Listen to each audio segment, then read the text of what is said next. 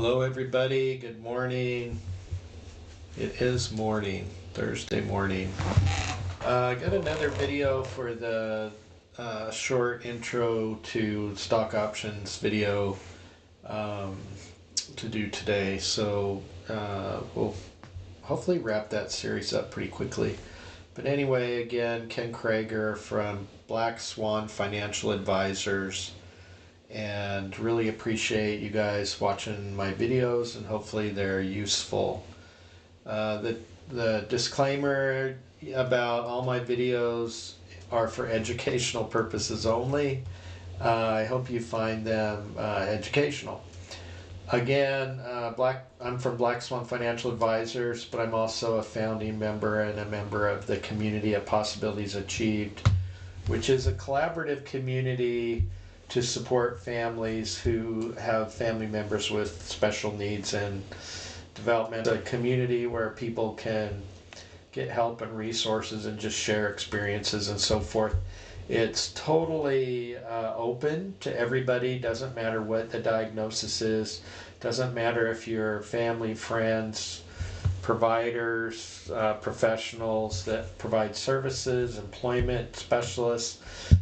We have a lot of variety in our community, and we are going to start building out a lot of free content for people and people that have expertise in government benefits and employment strategies and IEPs and school, dealing with the schools and things like that, educators. So please spread the word, find out where, go to Facebook and search for this, and you can find it. My title on the YouTube side is a little bit shorter than what this one is. It says selling covered calls, which we actually covered in video 3. So we're not really going to talk about those again. That's a strategy that kind of goes with the cash secured puts. So we're going to go into this and talk about not so much credit spreads, but spreads, and only talk about a couple of them because spreads are really more advanced topics. So anyway, let's jump right in. I want to recap a little bit about the previous videos. Why do you want to sell options? Covered calls, again, were covered in video 3. What are secured puts, cash secured puts? And they are different from that protected put that we talked about in video 3, which was buying a put. And then talk a little bit about spreads. Spreads are used to reduce risk, but they can also reduce potential profit, but you can use it to reduce the capital needed to trade. So spreads will actually allow you to do options trading in smaller accounts. You can do strategies there to get in positions for maybe stocks that are way expensive. I remember when Amazon was $1,000 a share or whatever, you might be able to use a spread to get into a stock that you otherwise just wouldn't want to get into. And then let's talk about the safety. Remember, options are leveraged. So position sizing, starting small.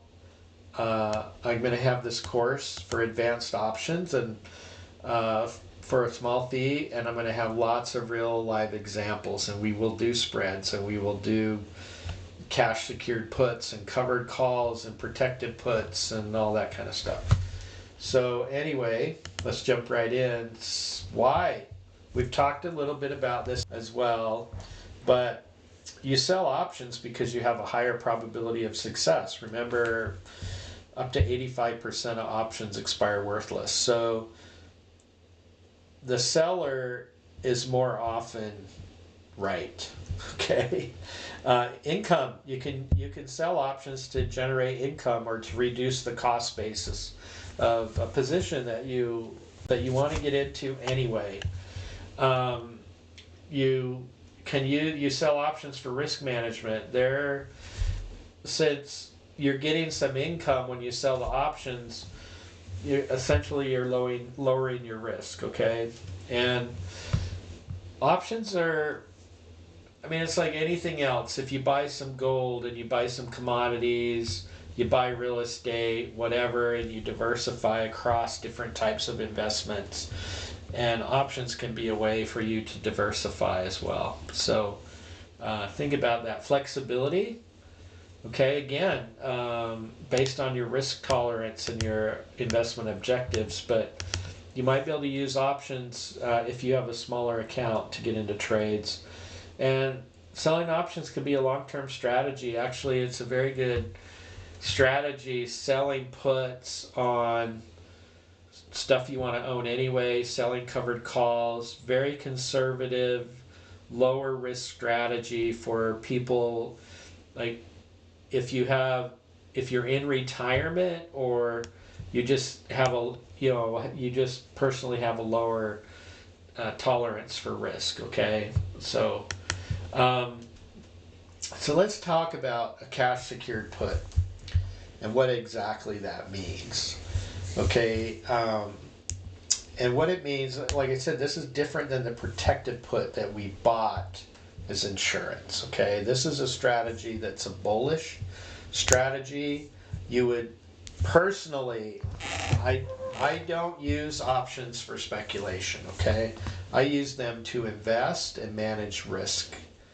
About the only time I will buy an option is if I'm trying to get some insurance for other positions of my portfolio, right? But I do this cash secured puts all the time, and one of the reasons is a lot of my personal money is in IRA accounts, right? They're in tax deferred accounts, and you can't do some options trading in IRA and tax preferred accounts because you have to have margin, okay? And so they won't let you use margin leverage in an IRA, and so you have to have enough money, enough cash to be able to cover your position in case the option is exercised. So, and this actually goes right into sizing, position sizing, and how do you decide how many contracts to do, because that's what a lot of people do, and they blow up their accounts and everything, is they're like, wow, this options contract is only $500 and I want to do a $5,000 investment, and so I'm going to do 10 of them. But maybe those contracts, remember, each contract controls 100 shares, so your capital at risk would be 100 shares per contract times the strike price. And say the strike price is $100, so that's $10,000 per contract, and you just bought or sold 10 of them. So basically your capital at risk, or the capital, if you got put that stock or whatever, it's $100,000, okay? And so you have to be really careful. And I use this even in my regular accounts, because I don't like to invest too aggressively. I'm pretty conservative. I'm older. See, I'm older. And if I like that, I would just buy a call, right? I would just buy the option outright. I wouldn't get a whole bunch of contracts, okay? So it's a bullish strategy, and I am a firm believer. I do not do any options on stocks that I wouldn't want to own outright anyway.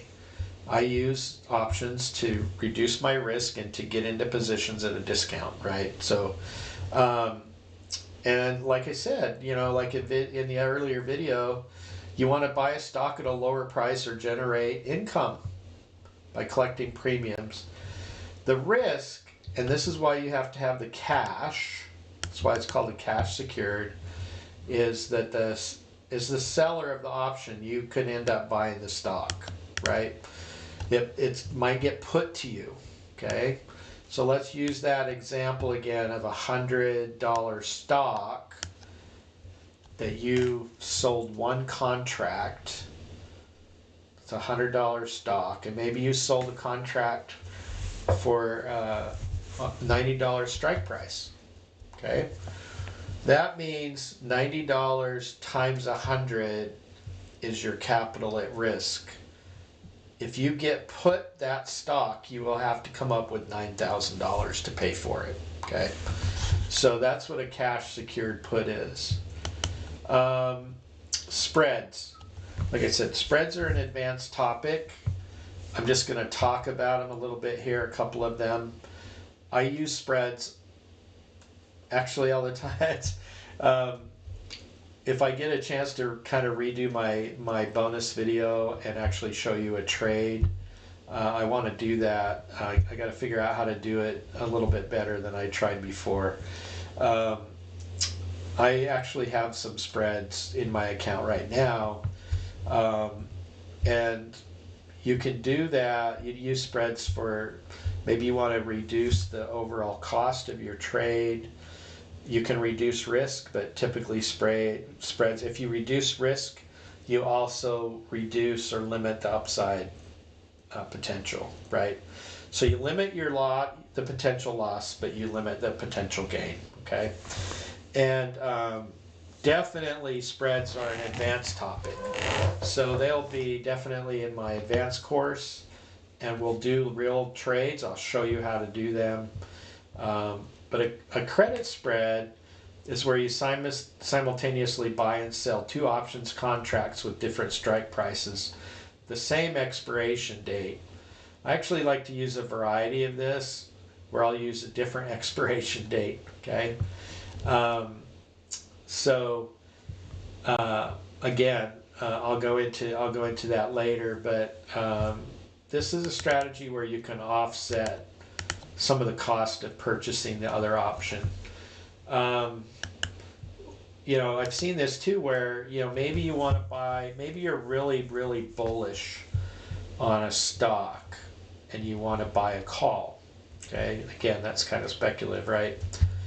But then, so this is probably one of the most common ones, right? I think the Qs are going to go up, right?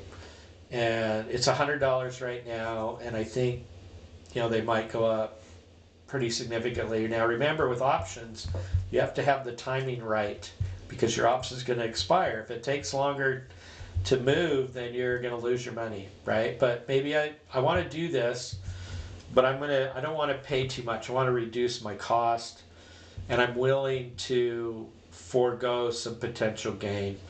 So say this $100 strike price costs $10, and the $120 strike price is maybe costs like $7. So maybe I buy the one for 10, and then I sell the one for 7. And what I've done is, you know, I buy the $100 call and I sell the 120. So my max profit I could get would be $20 a share. But that's 20% gain. That's pretty good. Okay, and I'm willing to give up if it goes beyond that. You know, say the price was 130. Well, you know, I'm only going to make that difference between 100 and 110. But I paid 10, and then somebody else paid me 7 for that $120 call that I sold.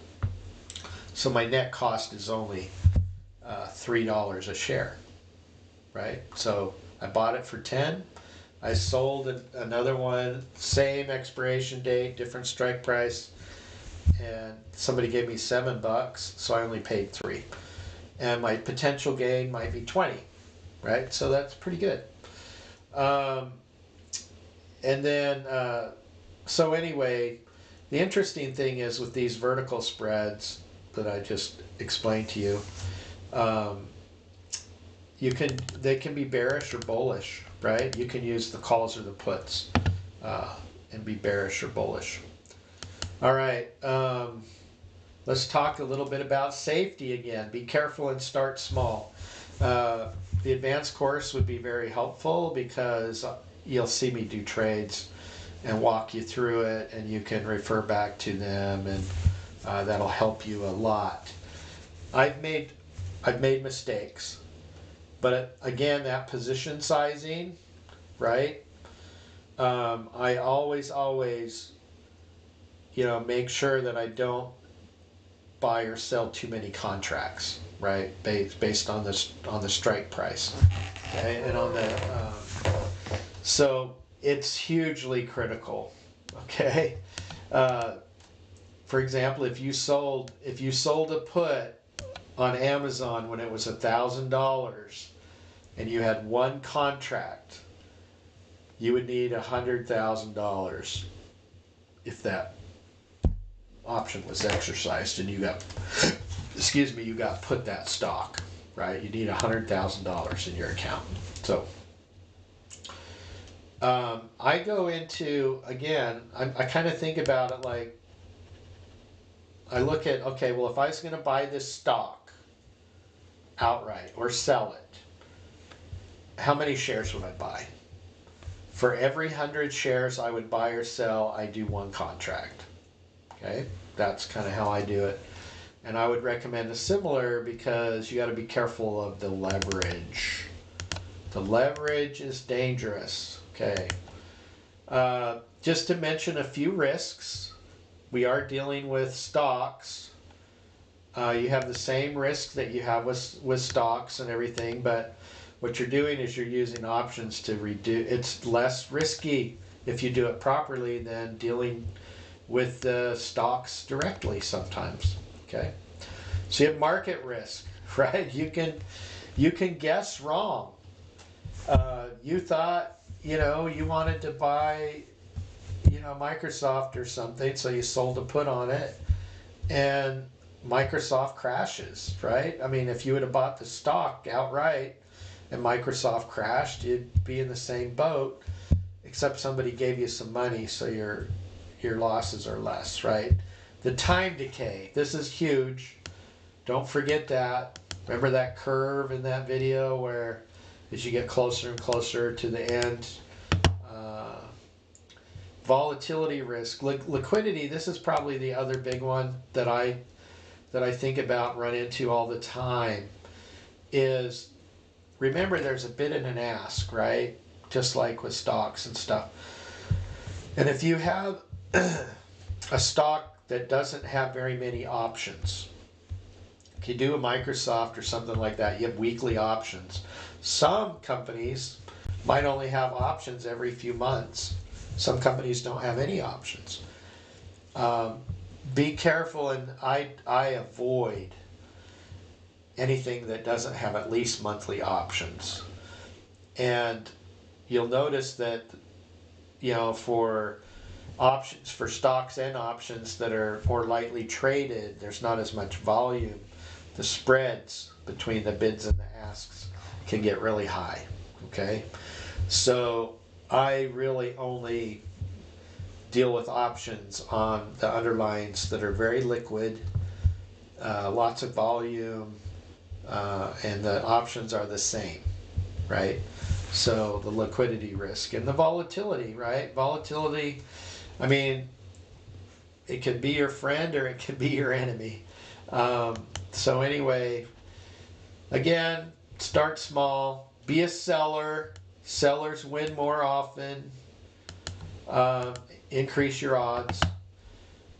Make that 10% or 15% or whatever. Make that 3.4% per trade in 2 months, right? What was that? That's almost 12% in a year. This video is for educational purposes only. Again, thank you for joining. Ken Creager, possibilitiesachieved.com.